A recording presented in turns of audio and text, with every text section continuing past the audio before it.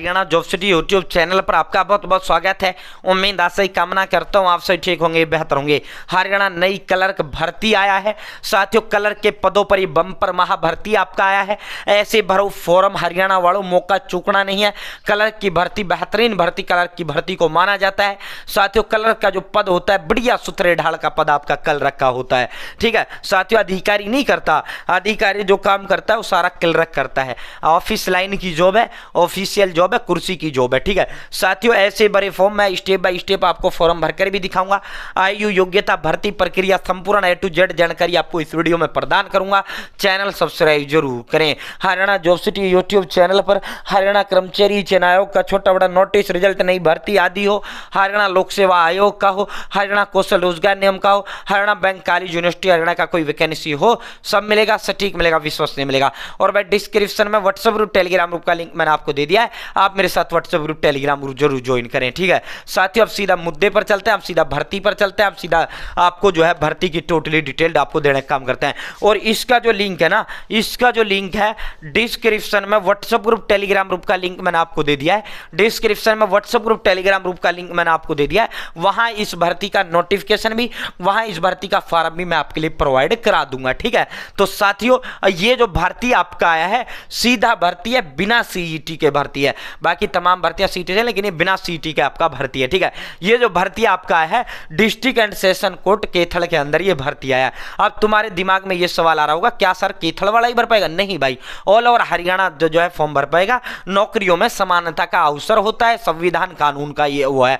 All over India सभी के, जो कैथल वाले के लिए जितना नौकरी का अवसर रहेगा उतना ही अवसर मेवात, हिसार, सिरसा, रोहतक, फतेहाबाद, कुरुक्षेत्र तमाम जिलों का, हरियाणा के 22 जिलों के निवासियों को रहेगा, ठीक है। तो भाई कैथल में अदालत में क्लर्क की जो भर्ती आई है भाई, जो है क्लर्क जज का क्लर्क रहना होगा। और जज का जो क्लर्क होता है अच्छा बढ़िया सुथरा ढाल का पद ये होता है, बढ़िया नौकरी है, जोरदार नौकरी है, ठीक है साथियों। Application are invited for the post of जो है आपकी क्लर्क के पदों के लिए भर्ती है। क्लर्क की अदालत और बैंक हरियाणा प्रदेश के अंदर अदालत और बैंक ऐसी हैं इनमें ये खुद अपनी भर्ती आप करने का काम करते हैं साथियों। ये जो नंबर ऑफ वैकेंसीज है मैं एक बार देख लेता हूँ, क्लियरिटी कैसी है। क्लियरिटी थोड़ा सा डाउन करना पड़ेगा इसको भाई, अब सही है, ठीक है साथियों। नंबर ऑफ वैकेंसीज तो कुल जो पद है 27 पद हैं, 27 पद हैं। तो भाई आपको अपने एक पद से मतलब है, ठीक है।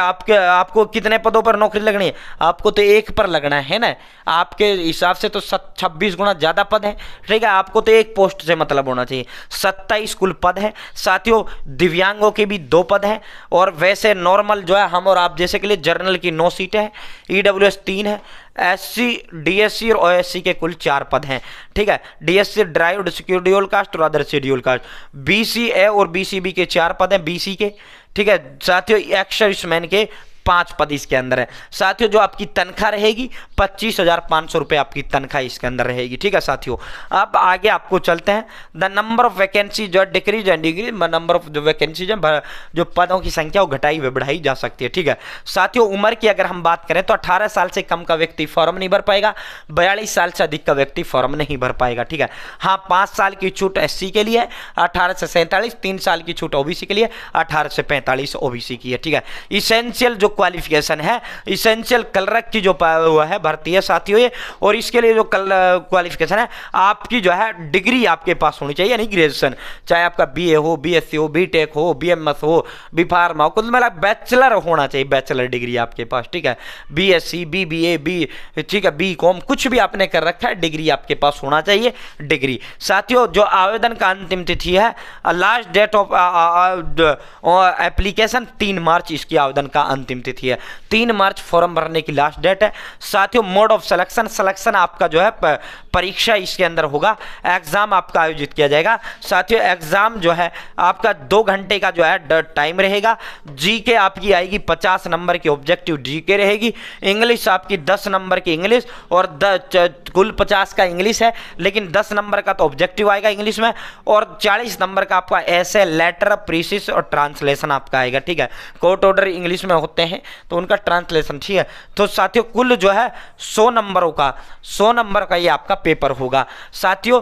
33% in each subject but no candidate shall be considered to have qualified the test unless he she obtain 40% mark. तो 40% मार्क्स आपको जो है 100 में से 40 नंबर आपको लाने होंगे, ठीक है साथियों। अब इसकी बात कर लेते हैं फॉर्म कैसे भरेगा जाएगा।